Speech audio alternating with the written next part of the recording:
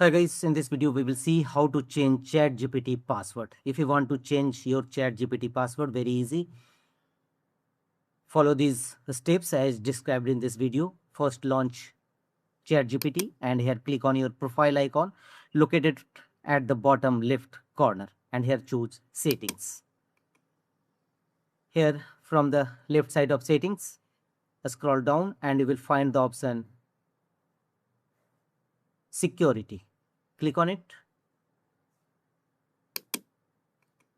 Thereafter go to right side and here you will find the option password. Click on it.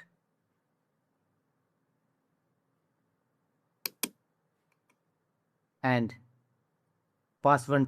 change password wizard will open. Change your password, enter a new password, belong to change your password, new password, re-enter your password and finally continue and your password will be successfully changed.